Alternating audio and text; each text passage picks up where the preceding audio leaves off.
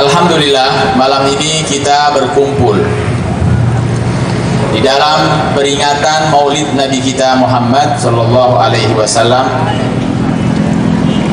sebagai ungkapan rasa syukur kita kepada Allah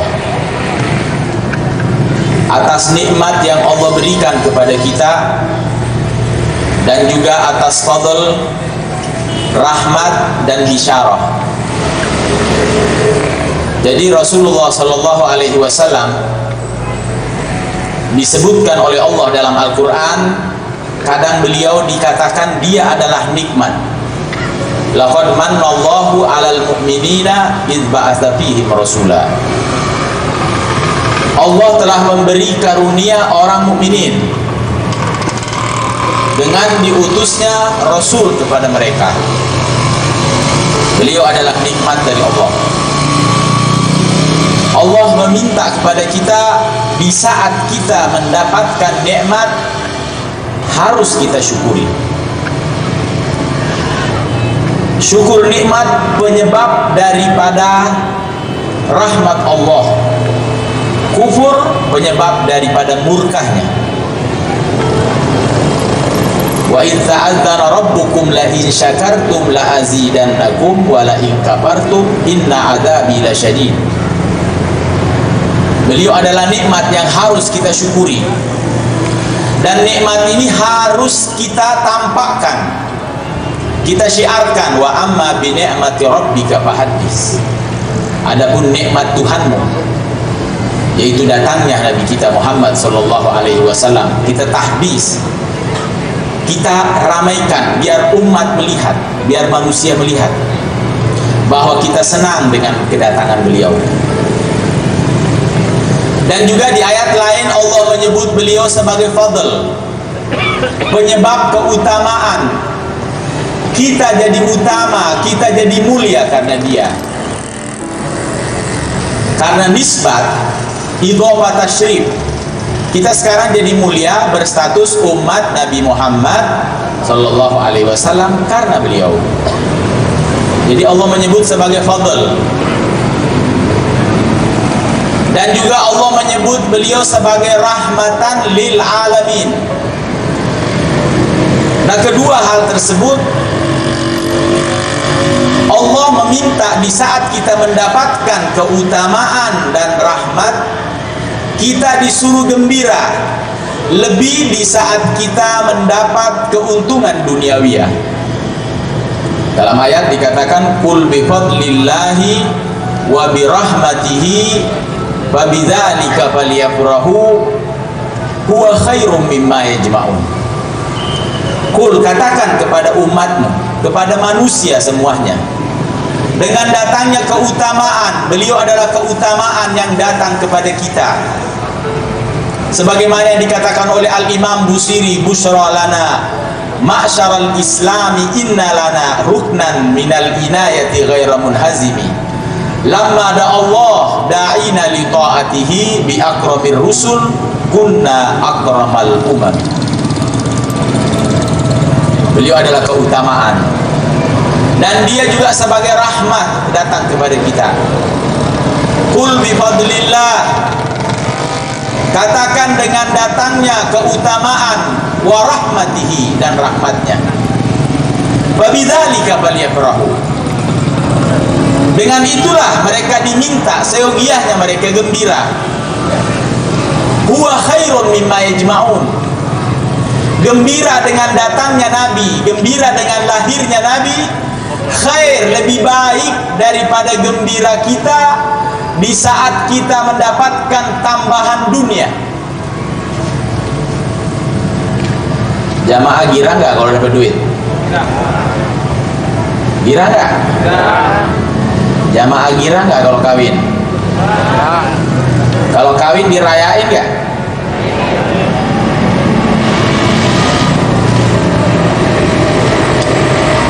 Kalau kita melihat ini ayat, perayaan Maulid harus lebih meriah daripada perayaan pernikahan, karena Allah mengatakan huwa khairun mimma yajma'un.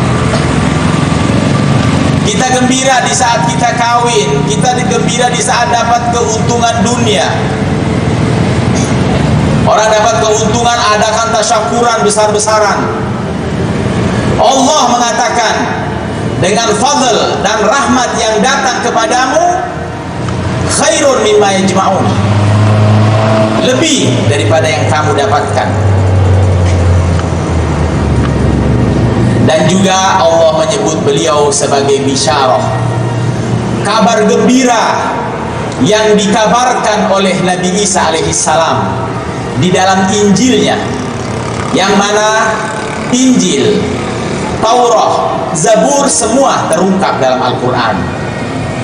Jadi kita tidak usah lagi bingung atau kepengin apa sih sebenarnya yang ada di Injil, di Taurat dan Zabur, semua ada di Quran.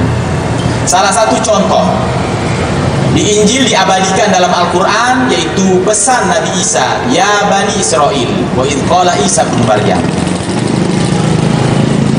Nah, Isa ini di kalangan umat Ibrani atau Bani Israel, yang mana lidah mereka tidak sefasih Nabi kita Muhammad sallallahu alaihi wasallam. Ini Allah murka di saat beliau dituduh belajar kepada Bani Israel. Nabi kita orangnya fasih. Nah, mereka, Isa dia ngomong apa? Yesus, betul nggak? Kalau mereka nggak bisa nyebut Isa, Yesus. Sulaiman, Solomon, Ibrahim, Abraham, Daud, Edward, bukan? Hah? Maria, nggak bisa nyebut R. Ya. Iskandar, Alexander. Apa lagi? Habis sudah. Yusuf, Yosef. Ini lidah mereka. Nabi dituduh belajar sama mereka. Allah marah. Lisanul ladzina yulhiduna ilaihi a'jamiyun wa hadza lisanun arabiyyun mubin. Lidah yang mereka tuduhkan kepada nabiku bahwa mereka itu mengajarkan Nabi. Nabi belajar kepada dia, kata Allah tidak. Lidah mereka tidak fasih. Saya punya Nabi lisanun arabiyyun mubin. Dia punya lidah fasih.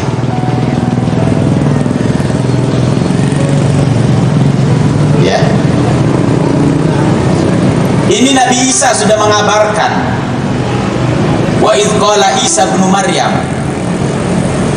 ya Bani Israel, inni Rasulullah ilaikum, saya adalah utusan Allah kepadamu, musaddiqan lima baina yadayya, saya membenarkan yang ada di hadapanku yaitu Taurat, wa mubasysyiran bi rasul, mubasyir, membawa kabar gembira dengan lahirnya, dengan datangnya seorang rasul min ba'di, setelah saya, ismuhu Ahmad, namanya adalah Ahmad. Ini nama Nabi kita di Injil, al-isim ala musammah. Nama-nama beliau itu ditulis kurang lebih 200 nama, semua sesuai dengan pribadinya. Ya. Beliau bernama Muhammad sallallahu alaihi wasallam, artinya yang paling banyak dipuji. Tidak ada makhluk yang dipuji seperti beliau. Azan, nama Nabi disebut, asyhadu anna Muhammadar Rasulullah. Berapa juta bahkan berapa miliar manusia azan sejak beliau diutus oleh Allah sampai sekarang. Qomat nama beliau disebut. Bahkan sholat yang merupakan ibadah kepada Allah, Allah tidak terima sholat kita sebelum namanya disebut. Kita mungkin sudah pada ngaji, kita ngaji fikih. Sholat itu ada rukunnya. Di antaranya rukun sholat adalah sholawat kepada Nabi kita Muhammad Sallallahu Alaihi Wasallam.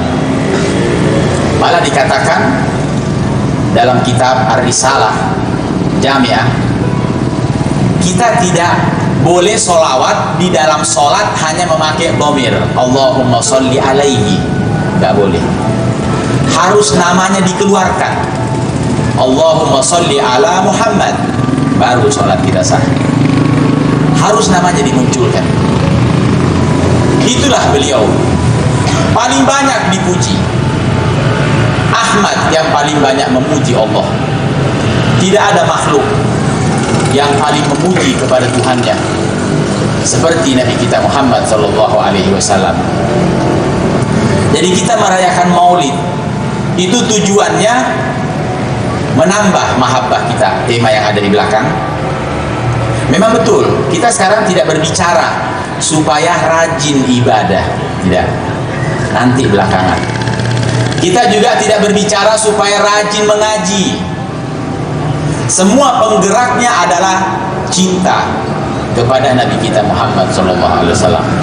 Orang kalau cinta, yang malas jadi rajin dan tidak melihat waktu. Jamaah ada yang doyan bola nggak? Ada. Kalau kira-kira bolanya main jam 2, bangun nggak? Apa penyebab bangunnya kita lihat bola? Cinta. Padahal dikatakan kita ini orang timur atau orang barat. Orang timur itu belum dianggap pecandu bola, belum, recehan. Ya, orang timur ini recehan sama bola. Orang recehan sudah bisa bangun jam 2. Bagaimana pecandu, pecinta bola? Ya, itu tidur di stadion. Ada juga yang nggak tidur lagi, kopinya di Garmin. Dia takut tidur. Ini bisa kita lihat, orang yang cinta pada sesuatu itu membuat dia bisa semangat. Coba dialihkan cinta kepada Nabi kita Muhammad Sallallahu Alaihi Wasallam. Itu pengajian bisa ramai. Soalnya orang cinta pasti mencari apa yang kekasihnya perintah.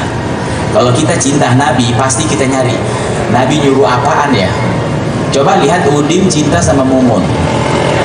Itu si Udin pasti nyari, kok Mumun gak nyuruh-nyuruh ya, pengen disuruh. Ya, atau seorang suami cinta sama istri, lagi ngidam jam 2 malam kepengen mangga muda, Vespa tua lagi. Ya, Bang tolong cariin mangga muda. Keluar. Dia tahu kalau sekarang bukan musim mangga, tahu dia. Tapi tetap dia keluar. Tidak ada alasan. Itulah dorongan cinta. Nah, inilah sebabnya Al-Imam Ja'far As-Shadiq menyatakan ad-din huwal mahabbah. Hakikatnya agama ini poinnya cinta dulu. Ya. Kita keliru kalau kita langsung menyuruh anak kita ngaji. Ayo ngaji sebentar, jangan dulu. Kita harus tunggu apa kata Nabi cara mendidik anak. Bukankah beliau mengatakan addibu auladakum ala thalathati khisal. Didiklah anakmu 3 perkara. Ngaji paling belakang ditaruh. Beliau pertama mengatakan hubbi nabiyikum. Ajari anak-anakmu cinta kepada nabinya. Itu nomor 1. Anak kalau sudah cinta sama Nabi, semangat, bangkit, menuntut ilmu agama. Karena ilmu agama inilah yang menyenangkan hati Nabi kita Muhammad SAW. Itulah sebabnya orang dulu kalau punya anak, doa mereka, Allahumma ja'alhu qurratu ain li sayyidil kaunain. Ya Allah, jadikan anakku ini yang menyenangkan hati Nabi Muhammad SAW. Itu kita berdoa begitu. biar anak kita bikin senang Nabi. Karena kita juga nggak kepengen disenengin anak kok. Urusan keuangan enggak. Kita nggak kepengen anak kita jadi tukang insinyur, duitnya banyak. Kita sudah tua, gigi goyang, dibeliin kacang malah. Ya. Lebih baik kita didik anak kita agama, cinta Nabi, biar ada yang mendoakan kita setelah kita meninggal nanti. Betul nggak? Yang mana yang bagus? Kita didik anak kita sampai jadi pengusaha, sampai jadi petinggi, sampai orang kaya. Alasannya bikin senang di hari tua. Yang namanya tua sudah gak ada yang enak, gak ada lagi yang enak. Maka dari itulah, dengan perayaan Maulid ini kita berharap supaya anak-anak kita kembali kepada hal yang menyenangkan hati Nabi kita Muhammad SAW. Dan ini tuntutan dari Allah. Allah meminta kepada kita untuk menolong beliau. Kita duduk mengajar satu orang, itu sudah kategori menolong Nabi kita Muhammad SAW. Kita hidupkan sunnahnya, kita hidupkan ajarannya. Nah, di tempat yang mulia ini ada Habib Segaf bin Umar bin Abdurrahman As-Segaf duduk mengajar. Kita berharap jamaah yang tahu beritahu yang belum tahu supaya hadir.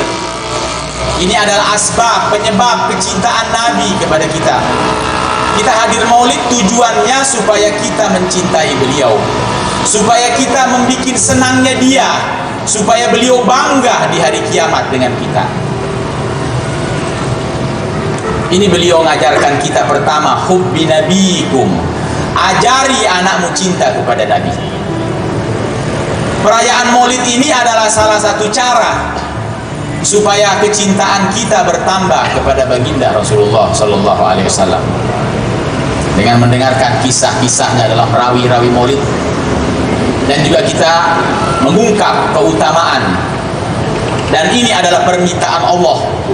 Allah menyebutkan dalam Al-Quran asbabus sa'adah, penyebab kebahagiaan.